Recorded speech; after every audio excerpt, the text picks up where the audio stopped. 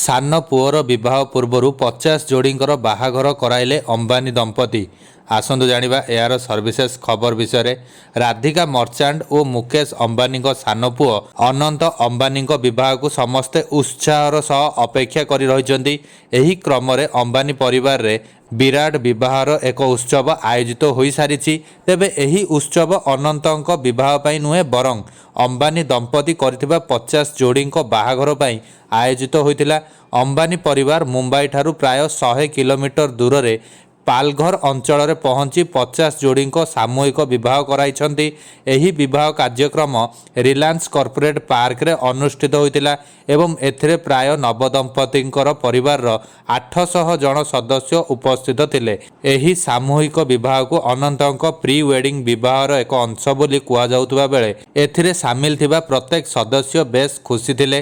ଏହି କାର୍ଯ୍ୟକ୍ରମରେ ଅମ୍ବାନୀ ଦମ୍ପତିଙ୍କ ସହ ତାଙ୍କ ବଡ଼ ବୋହୂ ଓ ପୁଅ ଓ ଝିଅ ଜ୍ୱାଇଁ ଉପସ୍ଥିତ ରହି ନବବିବାହିତଙ୍କୁ ହୃଦୟରୁ ଶୁଭେଚ୍ଛା ଜଣାଇବା ସହିତ ଆଶୀର୍ବାଦ ପ୍ରଦାନ କରିଥିଲେ।